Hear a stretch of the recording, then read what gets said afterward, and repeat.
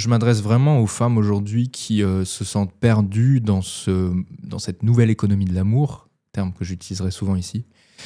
Aux femmes qui se sentent perdues, qui peut-être ont vécu longtemps avec un seul homme, dans des longues relations, qui n'ont peut-être pas connu beaucoup d'hommes dans leur vie, qui sont peut-être là soudain projetées dans cette nouvelle économie de l'amour et ne savent plus comment se comporter, quels sont les codes, qu'est-ce qu'il faut faire, qu'est-ce qu'il ne faut pas faire. C'est compliqué, elles se sentent submergées, elles se sentent aussi anxieuses peut-être que c'est votre cas. Et je tiens à vous dire déjà une chose, mesdames, vous n'êtes pas toutes seules. Vous n'êtes pas toutes seules, vous êtes nombreuses, et c'est pour cette raison que cette chaîne existe d'ailleurs. Vous êtes nombreuses à ne plus comprendre grand-chose, à être perdues, et mon but aujourd'hui, c'est vraiment de vous donner le maximum de lucidité possible pour que vous puissiez beaucoup mieux comprendre ce dans quoi vous mettez les pieds et mieux comprendre comment gérer tout ça. Parce que une femme qui comprend, c'est une femme qui a plus de pouvoir, et une femme qui a plus de pouvoir, c'est une femme qui prend de meilleures décisions et qui gère beaucoup mieux sa vie amoureuse. Donc, on va y aller tranquillou, main dans la main. La vérité, comme je vous dis souvent, vous rendra libre. Elle vous fera peut-être pas tout de suite du bien, mais elle vous rendra libre in fine. Donc, on va s'y atteler. Alors déjà, j'aimerais qu'on commence par enterrer l'amour. L'amour était mort pour commencer. Ça me fait penser à une phrase, la première phrase d'un livre de Charles Dickens, Conte de Noël, qui s'intitule. Il s'intitule Conte de Noël, et la première phrase, c'est « Marley était mort pour commencer ». Moi, j'aimerais commencer cette vidéo en vous disant « L'amour était mort pour commencer ». Pas n'importe quel amour, hein. L'amour de nos grands-parents. Il faut l'enterrer. C'est fini. Vous ne vivrez jamais l'amour de vos grands-parents. Vous n'aimerez jamais comme vos grands-parents. C'est important que ça rentre dans nos têtes, je m'inclus dans l'eau, hein, c'est important que ça rentre bien. On ne vivra plus cet amour-là. Pourquoi ? Parce que, avant de vous dire pourquoi, je tiens à préciser une chose, c'est que nos aînés, parce que ça peut être mes grands-parents, ça peut être vos grands-parents, on n'a pas le même âge, on n'est pas tous de la même génération. Ce qui est sûr en revanche, c'est que nos aînés nous ont livré un mode d'emploi qui aujourd'hui n'est plus adapté. Les codes de l'amour qu'ils nous ont livrés sont obsolètes. Et vous savez comment j'en suis arrivé aussi à cette conclusion ? C'est parce qu'en fait, c'est pareil pour le monde du travail. Les codes du monde du travail que nous ont légués nos aînés ne sont plus adaptés, ils sont obsolètes. On nous a expliqué, fais des études, des longues études, tu te mets dans une société, tu fais une grande carrière dans la même boîte, et puis à la fin, tu toucheras ta retraite. C'est faux, c'est faux. Les gens de ma génération et même au-delà, on n'aura pas de putain de retraite, désolé, excusez-moi, je suis un peu vulgaire, on n'aura pas ces choses-là. Et les conseils qui nous ont été donnés pour percer dans le monde du travail, aujourd'hui, ils sont obsolètes. Et c'est la même chose en amour. On nous a donné un mode d'emploi en amour qui n'est plus adapté. Avec toute la bienveillance du monde, nos aînés nous ont livré des codes de l'amour qui n'étaient des conseils qui ne sont aujourd'hui plus adaptés. Sois gentille, reste patiente, ça te tombera dessus comme par magie, t'inquiète pas, l'amour sera là. Ou même tous ces paliers, vous savez, où à tel âge il faut avoir une maison, à tel âge il faut avoir une famille, etc. Toutes ces choses-là sont le reflet d'un ancien temps, d'un temps qui est révolu aujourd'hui. Petite parenthèse rapidement, les gens qui se mettent beaucoup la pression avec des phrases du style « à tel âge, il faut absolument que j'ai une famille, à 30 ans, il faut que j'ai ci, à 30 ans, il faut que je sois propriétaire ». En fait, ce sont des paliers chronologiques qui datent d'il y a 100 ans, qui ne sont aujourd'hui plus du tout adaptés à notre époque, pour un paquet de raisons économiques, financières, sociologiques et autres. Là où je veux en venir, c'est que on n'a pas été formé à cette nouvelle économie de l'amour, que le monde va très vite, que les conseils des anciens, je suis désolé de le dire, ils ne sont pas bons, avec toute la bienveillance qu'ils ont pu avoir à notre égard, leurs conseils, les conseils des aînés ne sont plus adaptés. Il faut les enterrer. Il faut enterrer les modèles du passé, que ce soit dans le monde du travail ou en amour. Peut-être que je suis un peu anxiogène dans ce début de vidéo, c'est peut-être le café aussi, mais c'est pas une mauvaise chose. On va comprendre pourquoi. C'est pas une mauvaise chose. On va s'adapter tranquillement, ensemble, mais on a besoin d'adopter les nouveaux codes de l'amour, les comprendre du moins. Ils sont beaucoup plus compliqués. Et n'allez pas croire une chose, parce que je sais que vous êtes nombreuses, mélancoliques, à vous dire finalement c'était si bien avant, nos grands-parents ils ont vécu un si bel amour, euh, j'aimerais vivre cela à mon tour. Et j'aimerais qu'on se libère aussi de cette mélancolie parce que je pense qu'elle est injustifiée. Déjà, je ne sais pas si vous avez parlé avec vos grands-parents, avec vos aînés, si vous avez discuté un petit peu. C'est pas tout rose, hein. Je ne vais pas rentrer dans les détails par respect pour la vie privée de mes grands-parents, mais comme beaucoup de petits-enfants, j'ai vu à quel point, quand on creusait un petit peu, c'était pas si parfait que ça, et particulièrement pas pour la femme, pour la grand-mère. Et c'était pas... Parce qu'on s'imagine que nos grands-parents s'aimaient de manière romantique et passionnelle et que c'était finalement ça l'amour véritable, l'amour romantique. Mais c'est pas vrai. L'amour romantique, le romantisme, c'est aujourd'hui que nous l'avons. Et je vous expliquerai pourquoi tout à l'heure. On n'a jamais autant baigné dans le romantisme. Ce que vous regrettez, mesdames, c'est pas le romantisme. Ce que vous regrettez, c'est la simplicité. C'est ça que nos grands-parents avaient. Ils vivaient un amour simple. Pas forcément un amour passionnel, pas forcément un amour romantique, pas forcément un amour parfait d'ailleurs. Hein. Il y avait beaucoup de souffrance, de non-dits, de silence, de solitude, mais il y avait de la simplicité. C'était simple, c'était clair. Les codes de l'amour étaient clairs. Le rôle de l'homme, le rôle de la femme était clair. On se prenait pas la tête. Hein, moi j'existais, j'aurais pas existé. Mon rôle, ce rôle-là que j'ai aujourd'hui, il servait à rien parce que c'était clair, parce que moi j'étais remplacé, ou plutôt j'ai remplacé les institutions. Les codes de l'amour avant étaient délivrés par la famille, l'État éventuellement, et la religion. Tout est écrit dans les textes religieux, comment l'homme doit se comporter vis-à-vis de la femme et la femme vis-à-vis de l'homme, le choix du partenaire délégué à la famille. Je ne vais pas me prendre la tête, c'est comme ça et pas autrement. Et on se met ensemble, le premier amour, on se met ensemble et ça dure toute une vie. Le premier boulot qui veut bien de moi, je rentre dedans, bam, et on fait toute la carrière dedans. C'était simple. Et nous avons troqué cette simplicité pour notre liberté. Et oui, mesdames, on a gagné la liberté.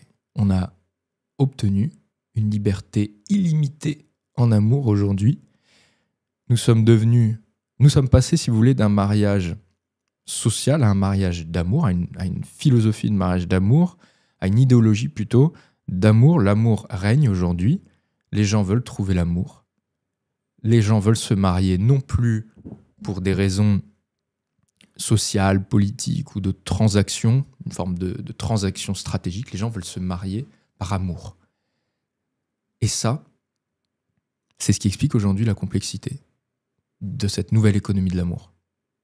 Cette liberté que nous avons obtenue, nous l'avons obtenue à travers l'histoire. Ça ne s'est pas fait en un claquement de doigts, ça ne s'est pas fait ces 5 dernières années, ça s'est fait ces 100 dernières années, peut-être même encore plus que ça, ces dernières centaines d'années. Parce qu'il s'est passé plein de choses qui nous ont menés à pouvoir choisir notre partenaire indépendamment de ces injonctions de la famille, de la religion, de pouvoir choisir nous-mêmes en tant qu'individus avec tout notre libre arbitre. Tout ça, c'est le fruit des Lumières, c'est le fruit de l'individu qui est remis au centre de l'attention, qui probablement même a été mis au-dessus de Dieu. Ça a été la première brique qui a été lancée sur les institutions et leur rôle dans nos choix amoureux. L'individu fait ce qu'il veut. L'individu a un libre arbitre. Il n'est pas obligé de se soumettre à l'autorité religieuse. Ça avait commencé avec les Lumières. Il y a autre chose qui s'est produit, je vais rapidement dessus, mais c'est important qu'on le prenne en compte, c'est la révolution industrielle. La révolution industrielle a isolé l'individu, puisque qu'est-ce qui s'est passé durant la révolution industrielle ? Les gens, pour trouver du travail, montaient dans les grandes villes. Il y a eu un exode rural. Et lorsqu'on est tout seul dans une grande ville, on est loin de sa famille. Donc la famille n'a plus son mot à dire. Donc on voit bien que le rôle de la famille dans nos choix de partenaires amoureux a pris un sacré coup durant la révolution industrielle. Mais alors il y a une grosse révolution, quelque chose de beaucoup plus important qui s'est produit il y a une cinquantaine d'années maintenant, un peu plus.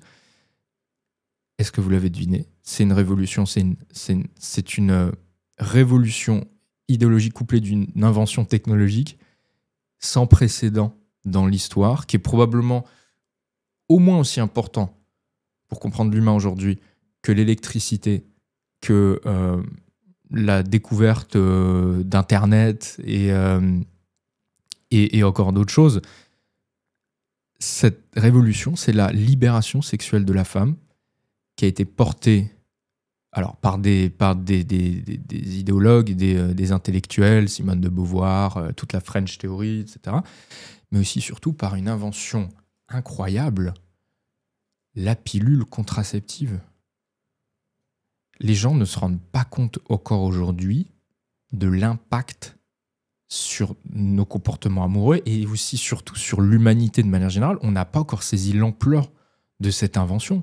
Et je ne comprends même pas qu'on puisse aujourd'hui parler d'amour, de comportement amoureux, de rapport homme-femme, sans prendre en compte cette invention de malade, quoi. Bon, alors moi, je suis né avec ça. Je suis né dans ce monde-là. Mais ce monde, il est tout nouveau. Ce monde, on n'a pas encore fini de nous adapter à ça. Et notre biologie n'est toujours pas adaptée à cette invention massive dans l'histoire de l'humanité. Et on ne sait pas encore toutes les répercussions et toutes les retombées, on ne les a pas encore toutes vues. Alors, pourquoi je vous parle de la pilule contraceptive? Donc déjà, la pilule, en fait, il y a plein de choses qui ont été bouleversées avec la pilule contraceptive, en bon, en bien, en mal. Il y a eu des choses incroyables qui sont produites. Déjà, les femmes ont récupéré un pouvoir immense sur leur fécondité, le contrôle de leur fécondité. Pour la première fois dans l'histoire, les femmes ont le contrôle sur leur fécondité. Elles décident quand, avec qui, où elles veulent, où elles peuvent, si elles le veulent, faire des enfants. Elles ont le choix. C'est un pouvoir de ouf, c'est un pouvoir immense sur notre biologie. Et très important, pour la première fois dans l'histoire de l'humanité, on a dissocié le sexe de la reproduction. On peut coucher ensemble sans prendre le risque de tomber enceinte, sans prendre le risque de faire un enfant. Pour la première fois de l'humanité, le sexe peut devenir une activité exclusivement portée sur le plaisir. Un hobby, presque. Et ça a eu une conséquence énorme sur la manière que nous avions de considérer le sexe et les rapports hommes-femmes. Parce que qu'est-ce qui s'est passé? Lorsque la pilule est apparue, forcément, les femmes et les hommes ont couché plus. Il y a eu plus de rapports sexuels, il y a eu plus de dyades qui ont été formées, les gens ont expérimenté, les gens se sont donné plus de plaisir. Et donc forcément, le sexe est devenu abondant. La pilule contraceptive a rendu le sexe abondant. Mais lorsqu'une ressource devient commune, abondante, elle perd de sa valeur. Principe de base en économie d'offre et de demande. Si l'offre augmente, le prix diminue. Si l'offre augmente, la valeur diminue. C'est comme ça. On est comme ça. Ce qui est rare est précieux et ce qui est abondant est à moins de valeur.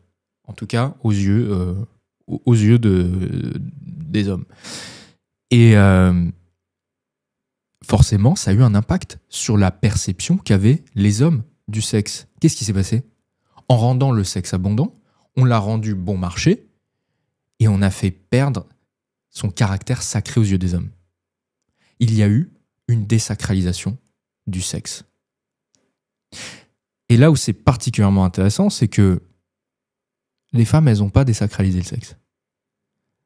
Les hommes avaient réussi à... Parce que les femmes ont un rapport sacré au sexe qui est inné, qui était là avant la révolution et la libération de la femme, qui sera là après la libération, qui sera tout le temps là. Les femmes ont tout le temps eu ce rapport sacré au sexe pour des raisons biologiques, pour des raisons hormonales, pour des raisons peut-être aussi un peu mystiques, aussi un peu spirituelles. Et ce rapport-là, sacré au sexe, les hommes ne l'ont plus aujourd'hui. Pourquoi? Parce que les hommes peuvent obtenir du sexe aujourd'hui sans s'investir. Parce que les hommes déjà n'ont pas la même biologie que les femmes. Pour les hommes, le sexe ne porte pas une dimension spirituelle, malheureusement, sauf avec une femme amoureuse, mais ça, c'est un autre sujet. Les hommes n'ont et n'auront probablement jamais ce rapport-là au sexe. Avant la libération sexuelle de la femme, pour obtenir du sexe, il n'y avait pas 36 milliards de solutions.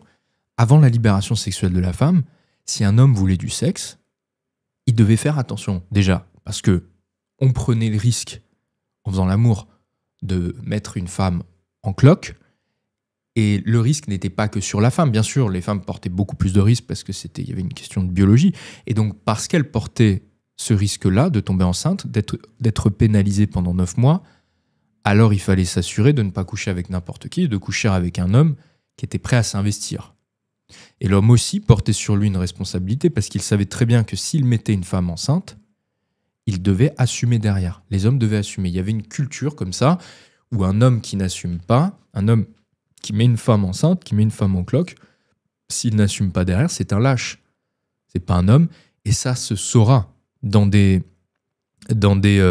quartiers, dans des communautés où la famille joue un rôle important. Le mec qui a mis ma fille enceinte, on le retrouve. Et dans le meilleur des cas, on lui pète la gueule, et dans le pire des cas, on flingue sa réputation. Donc, les hommes savaient qu'ils devaient faire attention. Donc, les hommes savaient que le sexe n'était pas gratuit. Le sexe porte un coût, le sexe porte un risque déjà, et le sexe porte donc un coût. Parce qu'il y a ce risque, de tomber enceinte, alors les femmes exigent l'investissement. Et je ne vous parle pas d'un investissement du style payer 2-3 cafés avant pour coucher avec moi, etc. Non, je vous parle d'un vrai investissement. Le mariage, le contrat implicite, pendant longtemps, dans beaucoup de cultures, dans beaucoup de sociétés, ça a été le contrat, un échange de bons procédés entre ta sécurité matérielle contre ma loyauté sexuelle. Tu veux du sexe ? Ok. Mais dans ces cas-là, il va falloir que tu t'investisses. Et l'investissement, c'est le mariage. C'est le moyen le plus simple de montrer que tu resteras avec moi quoi qu'il arrive. On ne couche pas gratuitement. Et si tu veux coucher pour moins cher que ça, tu vas dans un bordel. Et le problème, c'est que ce contrat implicite a sauté. C'est que aujourd'hui, les hommes savent très bien qu'ils n'ont plus besoin de se marier, de fournir l'investissement ultime pour accéder à du sexe. Et donc forcément, parce que les hommes ne s'investissent plus en amont, alors le sexe perd de sa valeur. Il était là le caractère sacré. C'est parce que j'ai investi du temps et de l'énergie, parce que j'ai investi un mariage potentiellement, que je valorise le sexe féminin. Parce que je sais le coût qu'il a, le coût culturel qu'on a attribué au sexe. C'était l'investissement masculin, c'était l'engagement ultime, c'était le mariage. Aujourd'hui, cela n'existe plus. Ce contrat a sauté. Alors oui, les gens se marient au corps. Mais le mariage, c'est un bonus. C'est plus la condition sine qua non. C'est plus le coût à payer si tu mets une femme enceinte. Donc pour moi, le point clé à comprendre de cette partie de la vidéo et qui est nécessaire pour pouvoir appréhender aujourd'hui les rapports hommes-femmes, c'est la désacralisation du sexe aux yeux des hommes.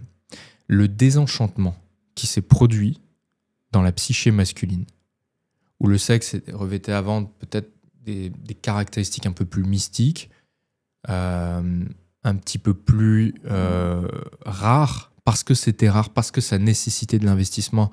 Alors les hommes lui accordaient beaucoup d'importance, peut-être une forme de respect qui n'existe plus aujourd'hui. Et dès lors qu'il est devenu abondant, le sexe a perdu cette aura.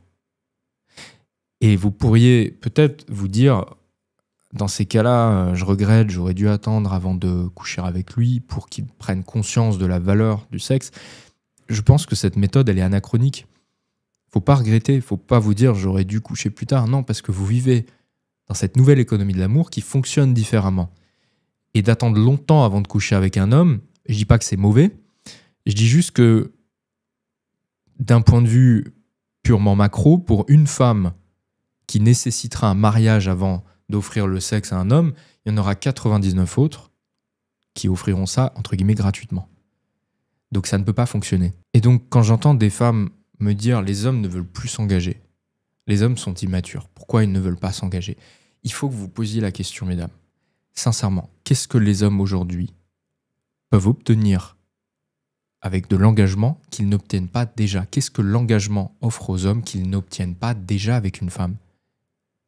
Si une femme lui offre du sexe et de l'affection et de l'amour, voire même tous les petits services qu'une femme donne à son homme avant même qu'il soit marié, qu'est-ce que le mariage va lui apporter de plus? C'est une vraie question à se poser. C'est pas une question pour provoquer ou quoi que ce soit. Je pense qu'il faut vraiment se poser la question, mesdames, si vous voulez comprendre la psyché masculine. Qu'est-ce que l'engagement va lui apporter de plus? Il obtient déjà le sexe et l'affection. Alors, je vais vous donner un élément de réponse. L'engagement peut permettre à un homme d'obtenir un gain en termes de prestige social, un petit peu. C'est léger. Et peut lui permettre d'obtenir quelques avantages fiscaux. Ça se résume à ça, en fait. Aujourd'hui, le mariage, pour les hommes, c'est un bonus. C'est un bonus pour, comme disent beaucoup les gens de la classe moyenne, dont je fais partie, mais c'est intéressant, je vais vous dire pourquoi j'ai la classe moyenne. C'est pour le folklore, c'est le symbolique. Les gens disent c'est symbolique. Moi, j'appelle ça, c'est le folklore. Les gens se marient aujourd'hui pour la symbolique. C'est-à-dire pour du vent. Je suis désolé de dire, pour du vent ou pour des questions romantiques. Et on verra pourquoi tout à l'heure, justement, cette idée de romantisme et pourquoi, en fait, c'est plutôt approprié parce que les hommes ont un rapport très romantique à l'engagement que n'ont pas les femmes. Les femmes ont un rapport beaucoup plus romantique au sexe. Mais il faut bien comprendre que le mariage n'apporte pas grand-chose de plus aux hommes aujourd'hui, si ce n'est quelques avantages en termes de prestige social, parce que oui, c'est peut-être plus facile de trouver un boulot, d'obtenir une augmentation lorsqu'on vient voir son patron et qu'on lui dit « écoute, je suis marié », avec une bague au doigt, ça fait un petit peu plus stable, c'est vrai. Mais ça reste minime et ce n'est en aucun cas une condition nécessaire pour obtenir l'amour, la sexualité, l'affection d'une femme. Ce n'est plus une condition nécessaire. Et ce qui est intéressant de noter, c'est que les riches, pour le coup, ne se marient jamais pour les mêmes raisons que nous autres de la classe moyenne. Les riches se marient pour des raisons patrimoniales. Ils ne se marient pas pour des raisons romantiques, symboliques. Ils se marient pour des raisons patrimoniales. Et ça montre bien qu'il y en a certains qui ont encore gardé cette vision et ce rapport très social et stratégique du mariage, le mariage social, et que nous autres, la classe moyenne, la majorité, la masse, on a adopté une vision beaucoup plus romantique du mariage. Les humains, aujourd'hui, se marient par amour. Alors ce désenchantement masculin lié au sexe, il ne s'arrête pas là. Le désenchantement, et donc cette désacralisation, cette descente de son piédestal du sexe aux yeux des hommes, elle a continué, elle s'est même accélérée, j'ai envie de vous dire, avec un événement qui s'est produit, qui est l'arrivée du porno. La pornographie, ça a eu un effet détonateur, une explosion dans cette nouvelle économie de l'amour, puisque ça a rendu encore plus accessible le sexe aux hommes. Alors pas le sexe réel, évidemment, mais l'orgasme, il est le même. Les sensations, elles sont les mêmes.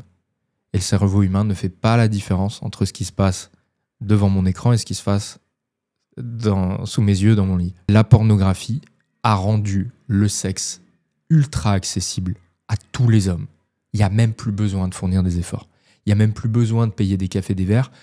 Si j'ai la flemme, je peux cliquer sur un bouton. J'ai même plus besoin d'être motivé. Pourquoi vous pensez que les hommes ont perdu leur motivation quand il s'agit aujourd'hui d'aller rencontrer des femmes, d'aller aborder une femme? Mais parce qu'en fait, il n'y a plus aucun intérêt. Je peux obtenir du sexe sans investir le moindre sou, la moindre énergie. Je peux obtenir du sexe sans prendre le moindre risque pour ma réputation, le risque de rejet qui peut faire mal pour beaucoup d'hommes. Lorsque j'ai goûté à ça, lorsque j'ai ouvert la boîte de Pandore, comment voulez-vous que je revienne en arrière? Je dis je ne parle pas de moi, je parle des hommes de manière générale. Ils ont goûté au sexe en abondance, gratuitement, dans l'anonymat le plus complet. Comment voulez-vous revenir en arrière? Donc forcément, ça a mis un coup à la motivation. Les hommes ne sont plus motivés pour s'investir. Déjà qu'avec l'arrivée de la pilule, ça avait mis un sacré coup au coût de l'amour, justement, au coût du sexe. Aujourd'hui, c'est encore plus violent avec le porno. C'est encore plus fort. La promo est d'autant plus agressive. Donc, ça, c'est un point qu'il faut que vous compreniez. Le sexe est une ressource abondante. Et parce qu'elle est abondante, elle est peu chère. Il y a un deuxième effet néfaste lié au porno, il y en a plein, mais il y en a un deuxième qui est important à noter, c'est que le porno, mesdames, vous met en compétition avec des modèles inatteignables. Non seulement le porno fait baisser la valeur du sexe dans la psyché masculine. Il désacralise encore plus la valeur du sexe. Mais en plus, il vous met dans une position où vous n'êtes pas assez. Vous devez vous aligner encore plus sur les désirs masculins. C'est ça qui est assez incroyable, c'est que quand on a lancé la pilule contraceptive, on a donné le pouvoir aux femmes, mais finalement, ce que les femmes ont gagné, elles le perdent de l'autre côté, avec une désacralisation du sexe et avec une forme d'obligation implicite de s'aligner sur des modèles qui, aujourd'hui, sont quasiment inatteignables, avec des femmes ultra siliconées, je sais pas comment on dit, photoshopées, qui s'adonnent à des activités sexuelles irréalistes. Et tout cela au plus grand bénéfice des hommes, de la sexualité masculine. Le vrai gagnant dans l'histoire, c'est la sexualité masculine. Totalement libérée de toute contrainte et qui peut aujourd'hui accéder à un nombre illimité de femmes pour un coût minime. Alors, on va nuancer tout ça parce que ce ne sont pas tous les hommes, justement. C'est une minorité d'hommes attirants qui, aujourd'hui, centralisent l'attention féminine. Parce que ça, c'est une erreur que font beaucoup de femmes, qui est de généraliser les hommes à partir des quelques hommes auxquels elles ont accès. À partir des quelques hommes les plus séduisants, les plus attirants. Ces hommes que l'on voit, ces hommes qui nous plaisent parce qu'ils sont beaux, parce qu'ils ont du charisme, parce qu'ils s'expriment bien, parce qu'ils ont une certaine capacité à séduire. Mais ces hommes-là, mesdames, ne sont pas majoritaires. Et ces hommes-là, par contre, sont les grands gagnants de la libération sexuelle de la femme. Parce qu'il n'y a plus aucun garde-fou, parce qu'il n'y a plus aucune contrainte, parce qu'il n'y a plus aucune pression familiale. Ces hommes-là, parce qu'ils sont séduisants, ils ont accès à une quantité illimitée de femmes, sans qu'il n'y ait aucune barrière culturelle, aucune barrière du mariage, aucune barrière de la religion.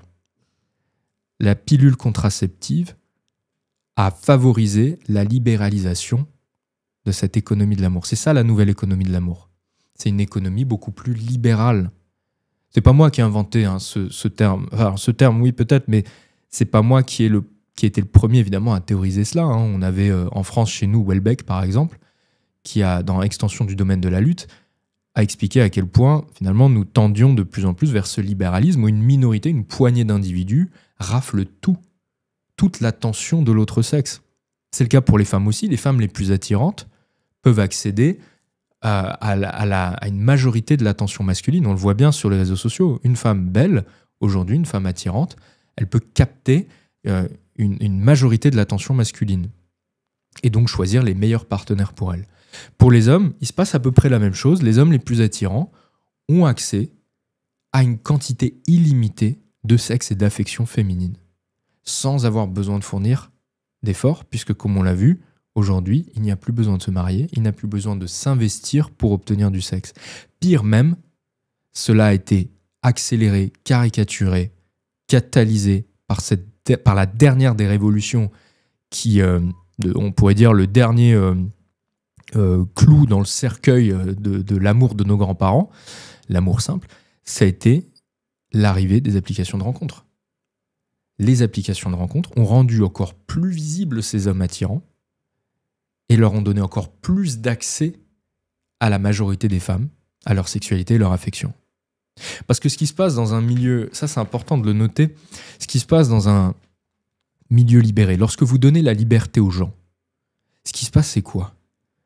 C'est que les gens, en fait, paradoxalement, vont tous reproduire les mêmes comportements. Lorsque vous donnez la liberté aux gens, et c'est ce qui s'est produit, c'est ce que j'essaie de vous montrer à travers toutes ces révolutions, à travers la libération sexuelle de la femme, en augmentant ce libéralisme amoureux, lorsque vous donnez la liberté aux individus, paradoxalement, ils convergent tous vers la même chose. Il y a une convergence des désirs qui s'opère lorsque vous donnez la liberté aux gens. Pas forcément par mimétisme, mais parce qu'il y a des caractéristiques qui, objectivement, sont plus attirantes que d'autres. Parce que les femmes aiment les hommes grands, musclés, et qui s'expriment bien, et qui ont une certaine tessure de la voix, et qui ont une certaine symétrie au niveau du visage. Il y a une convergence. Et ça se voit dès l'enfance, dès les nourrissons. Les nourrissons sont d'accord pour dire ce qui est un beau visage, les nourrissons. Alors vous allez me dire comment on fait pour savoir ça. On ne leur pose pas des questions aux nourrissons parce qu'ils ne peuvent pas s'exprimer, mais on regarde combien de temps ils passent à regarder des visages et en fonction du temps de regard, on arrive à estimer que certains visages captivent plus leur attention. Et systématiquement, on observe une convergence. Il y a une certaine unanimité en ce qui concerne la perception de la beauté. Les gens sont plus ou moins tous d'accord pour dire ce qu'est un beau visage ou non. Et de manière générale, les gens attirants plaisent à la majorité et les gens sont tous d'accord pour dire qui est un homme ou une femme attirante. Ça ne veut pas dire que la subjectivité ne rentre pas en jeu, mais ça veut dire qu'il y a un alignement des subjectivités, généralement, et que des individus beaux, attirants, ils vont plaire pas seulement à vous, ils vont plaire à tout le monde. Et lorsque ces individus-là sont présentés sur des applications, sur des outils qui augmentent leur visibilité, eh bien ces gens-là obtiennent 10 fois plus de ressources, 10 fois plus d'attention féminine, 10 fois plus de sexe, 10 fois plus d'affection, 10 fois plus d'amour. C'est ça la libération en fait. La libération augmente les inégalités. C'est un peu le fameux débat liberté ou égalité. En fait, l'un va souvent à l'encontre de l'autre. Savonarole ou les Médicis, choisissez votre camp. N'oubliez pas que les applications de rencontres, leur objectif n'est pas que vous trouviez l'amour, leur objectif est que vous restiez sur ces applis. Donc ils vont tout faire pour mettre en avant des profils qui vous envoient de la dopamine, qui vous font plaisir, qui vous font rêver, qui sont beaux, qui vous font croire que peut-être vous pourriez avoir accès à ces hommes. Mais ces hommes-là sont indisponibles. Et ce qu'on vous a fait croire, mesdames, c'est que la disponibilité sexuelle d'un homme correspondait à sa disponibilité affective. Ce n'est pas la même chose. Parce que les hommes ne sont pas des femmes. Parce que les hommes n'ont absolument pas le même rapport au sexe que vous. Et donc les femmes sont bercées d'une illusion, de l'illusion de la proximité. Et c'est ça qui vous fait souffrir. C'est de vous faire croire que ces hommes que vous voyez sur votre écran, mais quelques années au préalable que vous voyez dans votre entourage, ces hommes qui vont dans le lit avec vous, qui se montrent ouverts, même affectueux avec vous, c'est de vous faire croire que ces hommes-là allaient s'engager vis-à-vis de vous. La plupart du temps, ils ne le feront pas. Pourquoi ? Parce que, ils n'en ont plus besoin. Et que probablement, il y a 100 ans, vous ne les aurez jamais rencontrés, ces hommes-là. Mais surtout, ils ne le feront pas parce qu'ils hésitent, parce qu'ils sont sursollicités, parce qu'ils baignent dans le choix, dans les opportunités. Ils vivent comme des princes, ils sont entourés d'opportunités sexuelles amoureuses autour d'eux et ils ne savent pas quoi choisir. Et c'est ça le problème, de quand vous libérez encore une fois les individus, quand vous leur offrez le choix, choisir qui ils veulent, etc., cela fait exploser les inégalités en amour. C'est le cas dans l'économie, c'est le cas dans l'amour, c'est la même chose. Lorsque vous augmentez les libertés, vous laissez la porte ouverte aux inégalités. Et je ne dis pas qu'il y a un système mieux qu'un autre, je ne suis pas un socialiste ou un communiste de l'amour, je ne suis pas en train de mettre en avant une idéologie quelconque, j'essaie de comprendre ce qui se passe. J'essaie de décrire au mieux, de la manière la plus objective possible. Et ces hommes-là, parce qu'ils ont le choix, sont dans un état permanent d'hésitation. Je le sais, je les côtoie, je les connais, ce sont mes potes, ce sont mes amis, ce sont des gens avec qui j'ai travaillé aussi. Je sais comment ils fonctionnent. Et parce qu'ils ont le choix, ils prennent leur temps. Ils temporisent, ils sont insatisfaits, ils cherchent la perle rare, ils sont romantiques d'une certaine manière. Parce que tout cela est aussi lié au mythe de l'amour, au mythe de l'âme sœur. Quand vous avez le choix, quand vous avez un choix illimité, et que ce n'est pas parfait, et qu'il y a un petit truc qui ne va pas, qu'est-ce que vous vous dites ? Vous vous dites, c'est pas grave, c'est juste que c'est pas la bonne. Ça sera peut-être la prochaine. Et vous essayez une nouvelle et une nouvelle fois. Si ce n'est pas parfait, c'est que nous sommes incompatibles. Ça, c'est le côté sombre du romantisme. Je vous disais tout à l'heure, ne croyez pas que nos grands-parents aimaient de manière romantique, c'est pas vrai.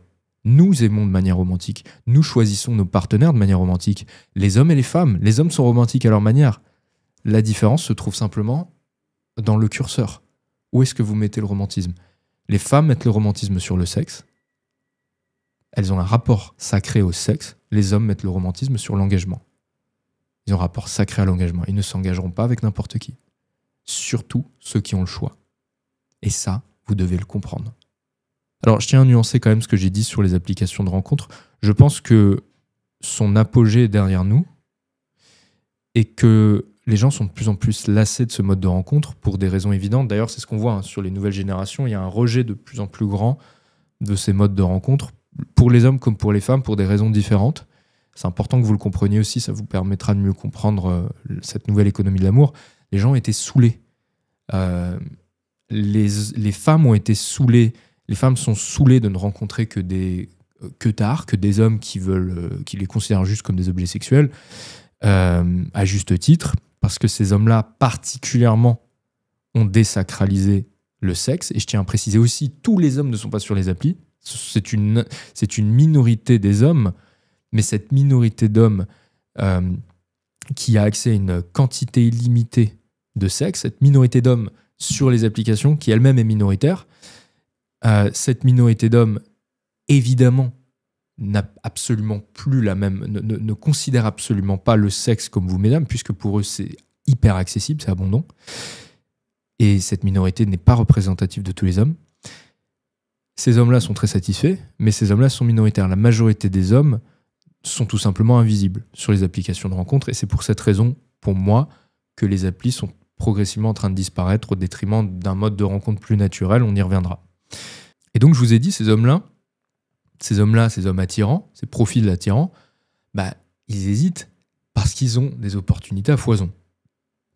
Et cette hésitation peut être interprétée à tort du côté féminin comme une forme de machiavélisme, comme une forme de méchanceté. On dit beaucoup les connards. J'entends beaucoup les femmes dire « cet homme est un connard, cet homme est un pervers narcissique ». Et alors ça, mesdames, il faut qu'on en parle.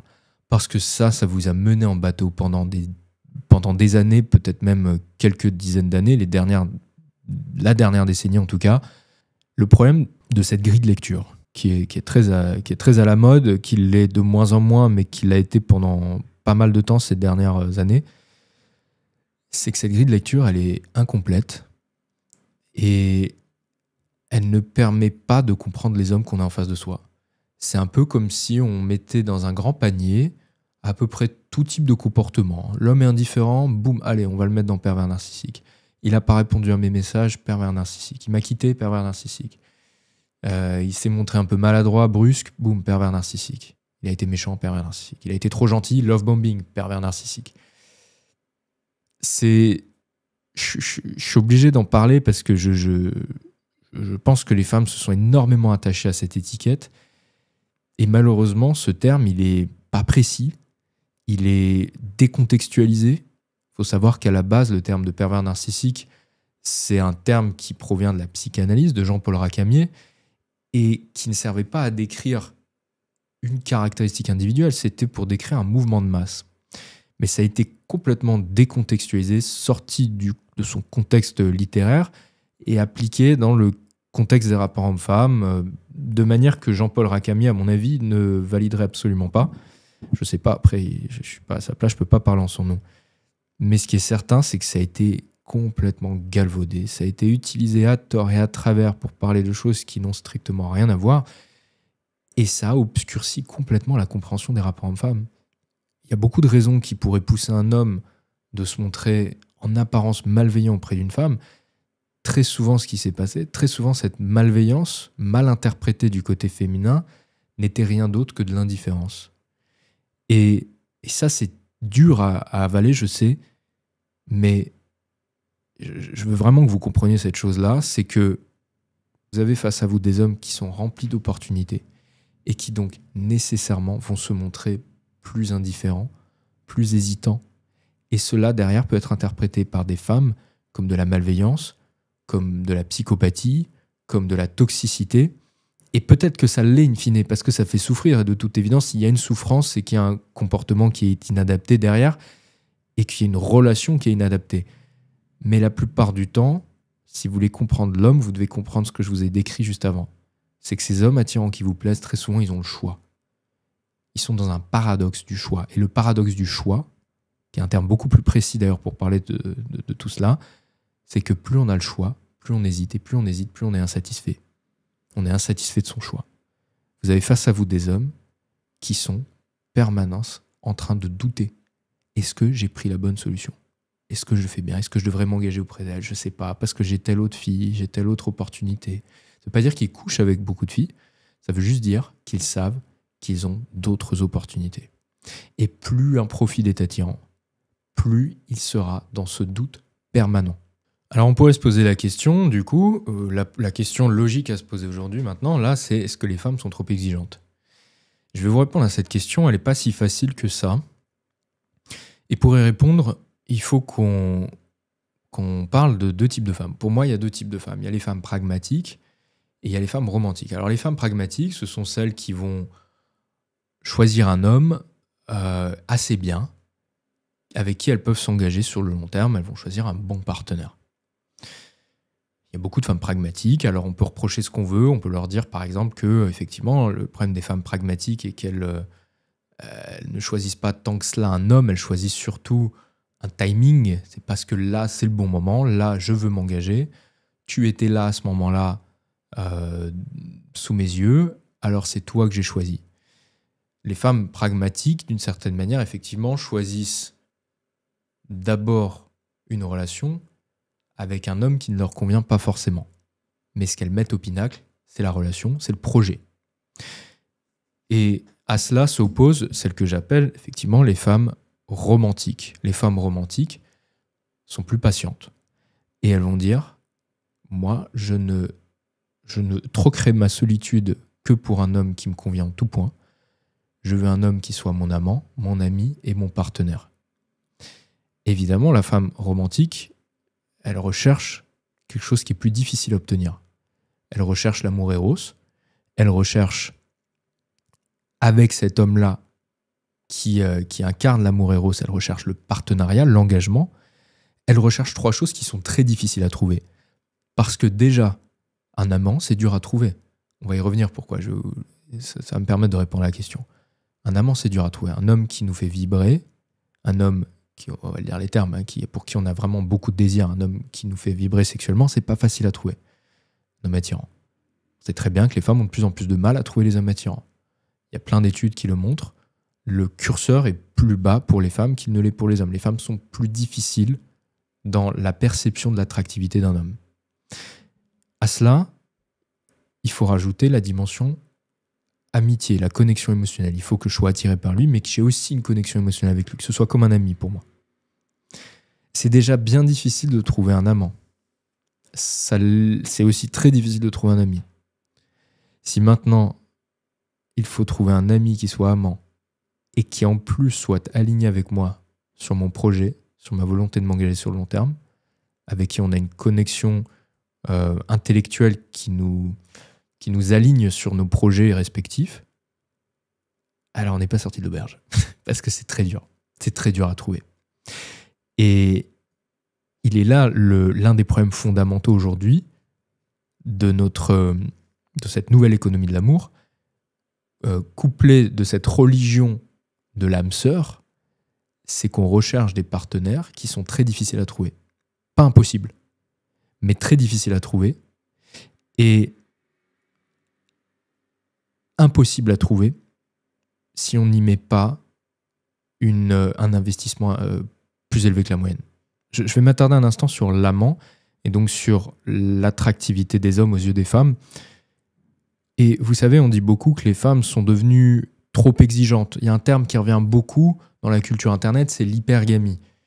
L'hypergamie, c'est de dire que les femmes auraient des attentes irréalistes, qu'elles rechercheraient à tout prix des hommes qui soient supérieurs à elles en tout point. Des hommes qui soient plus grands, plus forts, plus riches, plus charismatiques, etc. Et qu'elles recherchent finalement des profils qui soient quasi impossibles à trouver.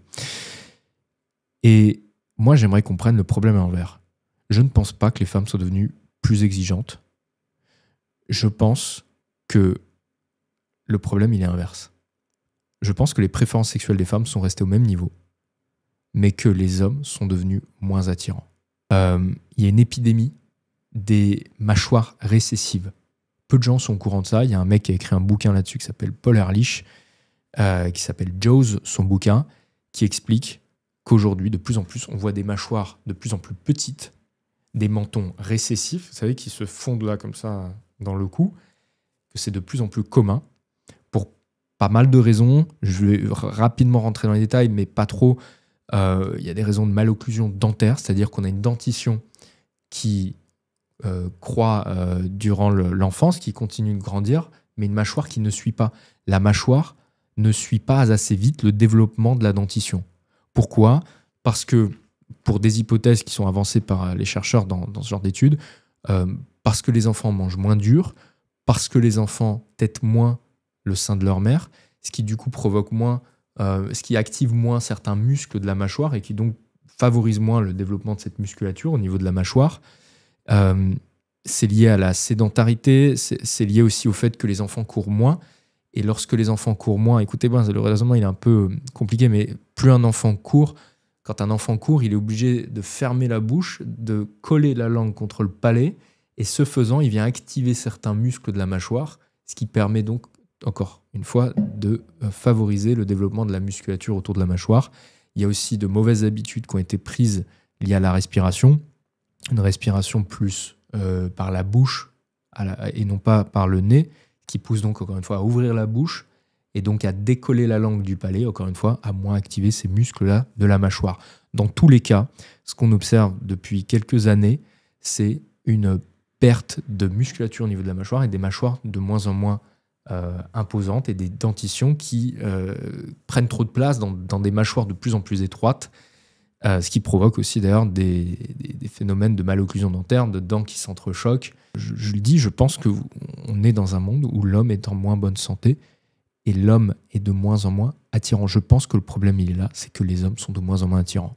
Le taux de testostérone ne fait que diminuer dans les pays occidentaux. L'armée américaine peine à recruter des hommes dans la tranche d'âge 18-24 ans. 71% des 18-24 ans ne sont pas aptes à rentrer dans le service militaire. Alors, ce n'est pas forcément lié à des chutes de testostérone, même si ça peut jouer.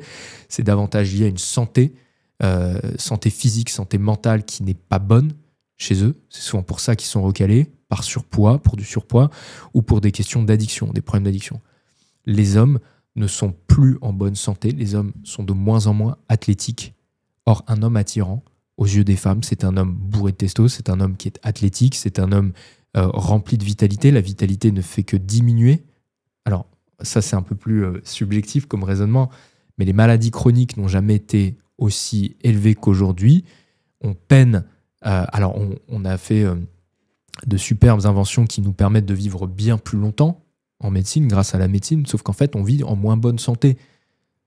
Parce qu'on a un environnement pourri, parce que la sédentarité a augmenté, les maladies chroniques augmentent à cause du stress, à cause de la nourriture, de la malbouffe, de la malnutrition, d'un manque de sommeil, d'inflammation chronique, plein de choses qui favorisent l'apparition. Alors, il y a des causes génétiques, c'est beaucoup plus compliqué que ça, mais le fait est que nous vivons dans des environnements qui ne facilitent pas le développement sain d'un homme pour qu'il puisse devenir attirant aux yeux d'une femme. Et je ne vous parle même pas des causes culturelles de l'éducation par lesquelles les hommes passent aujourd'hui, une éducation qui est très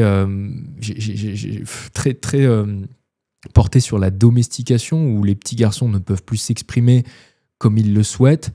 C'est une éducation souvent donnée par des femmes, et je le dis sans mépris, c'est juste que des petits garçons aujourd'hui n'ont plus beaucoup de modèles masculins pour leur apprendre à développer la virilité qui, quand on écoute les femmes, semble beaucoup manquer chez les garçons.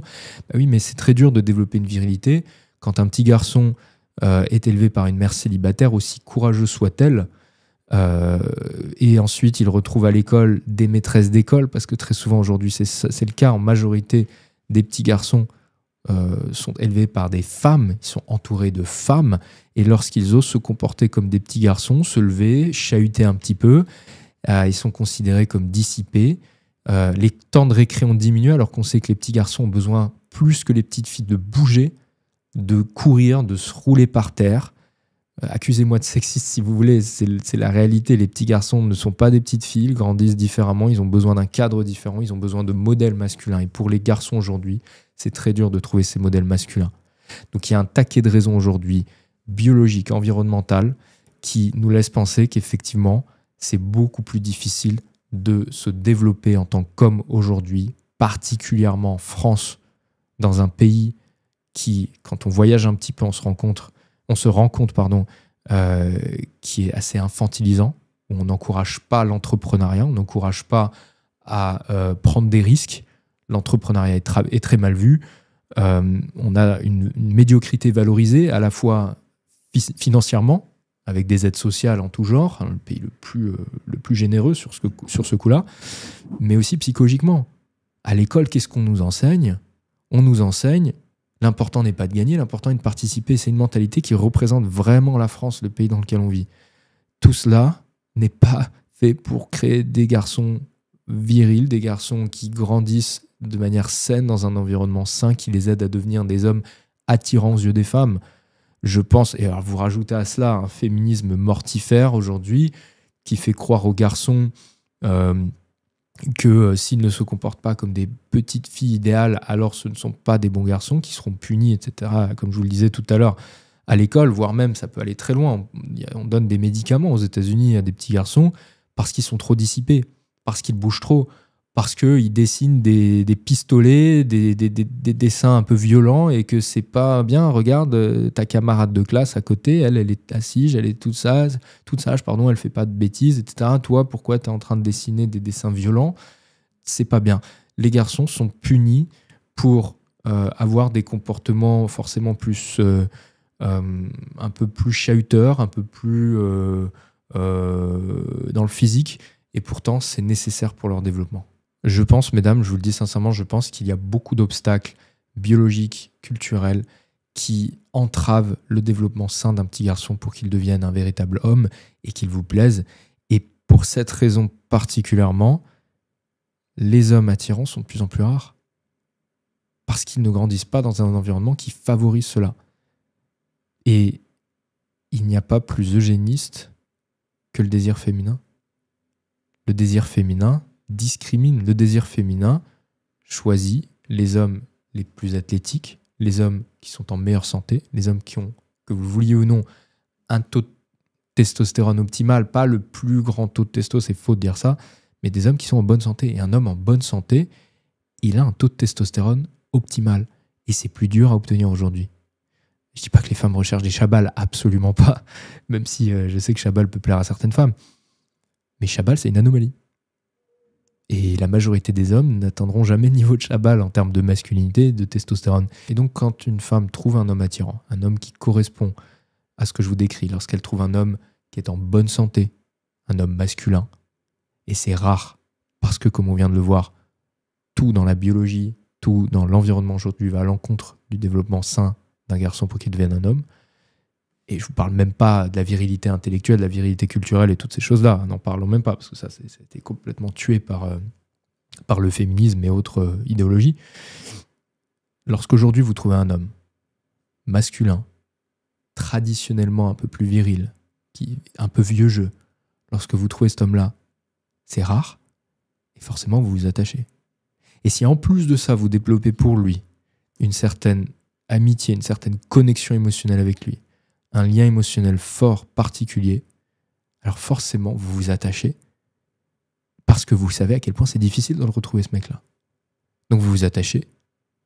Et donc, même si ce mec-là ne veut pas s'engager auprès de vous, parce que, comme on l'a vu plus tôt, il a d'autres opportunités, parce que ces hommes sont rares, ils sont fortement demandés, ils sont remplis d'opportunités, et donc ils sont dans un doute permanent, alors vous vous attachez, vous vous accrochez à des hommes qui hésitent, qui ne savent pas, qui s'imaginent qu'ils pourront trouver mieux, qui potentiellement pourront trouver peut-être mieux, on ne sait pas, mais ils sont éternellement insatisfaits parce qu'ils ont le choix. Donc moi, je pense que la femme romantique doit peut-être un petit peu prendre du côté de la femme pragmatique, en ce sens que le romantisme, c'est bien, surtout si on s'en donne les moyens, mais c'est pas parce que ce n'est pas parfait que ça doit forcément être jeté à la poubelle.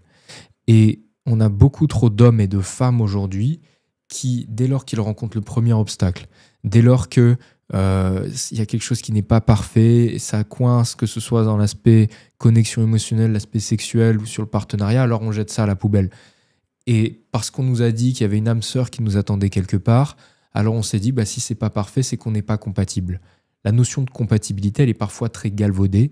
Et je pense qu'avant de jeter une relation, la femme romantique doit quand même s'inspirer un petit peu de la femme pragmatique sur ce côté, ok, on n'est pas parfait, on n'atteindra jamais une compatibilité parfaite, 100% fusion éternelle, tout ce que vous voulez, mais on peut travailler sur cette relation, particulièrement via une bonne communication. On peut apprendre à communiquer. Ça, c'est un premier point que je voulais aborder avec vous. C'est d'apprendre, d'accepter qu'une relation ne sera jamais parfaite. Nous ne sommes pas Roméo et Juliette. Et Roméo et Juliette, d'ailleurs, ils en ont crevé de leur connerie. Ils en sont morts. Nous ne sommes pas Jack et Rose dans le Titanic. C'est d'ailleurs, il faut bien comprendre que si ces relations-là sont si belles et si passionnées, c'est justement parce qu'elles sont impossibles.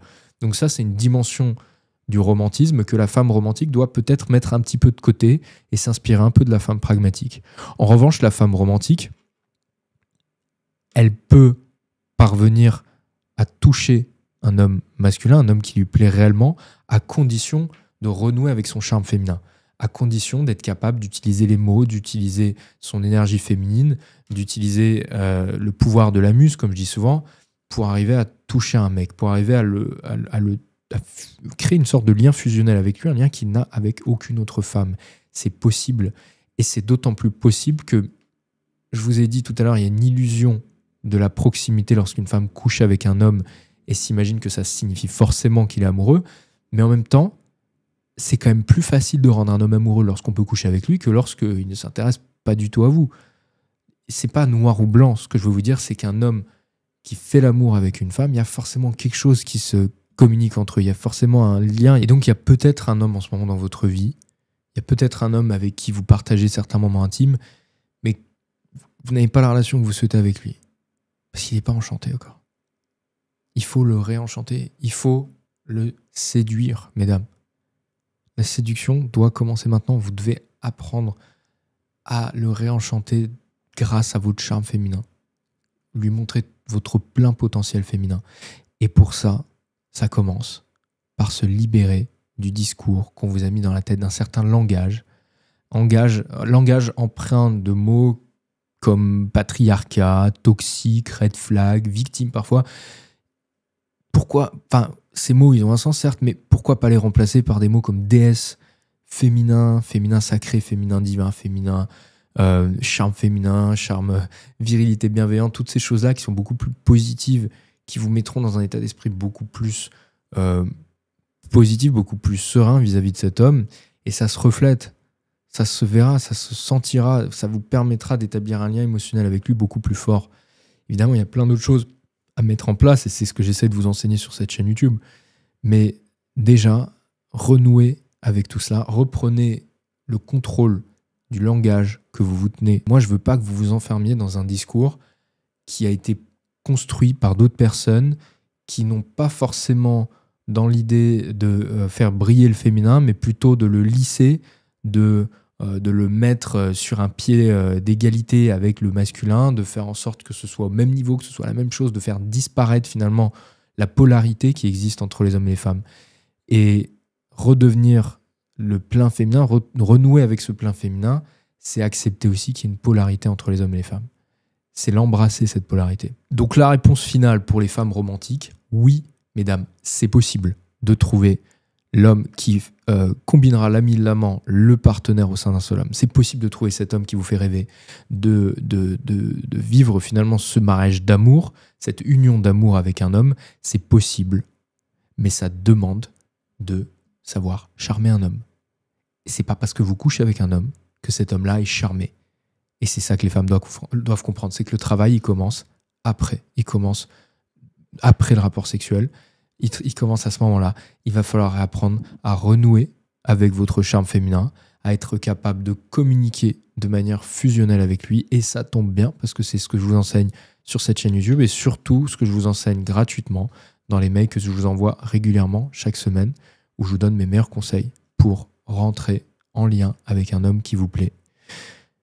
C'est la fin de cette vidéo. Elle était assez difficile, assez éprouvante, parce qu'elle est longue, je crois. Elle fera probablement 1 heure. J'espère qu'elle vous a plu. Vous me direz ça dans les commentaires. Et je vous souhaite beaucoup de courage. Je vous souhaite de la force pour trouver cet homme qui vous plaît, ou si vous l'avez déjà trouvé, pour le charmer durablement. Je vous souhaite un bon week-end et je vous fais de gros bisous.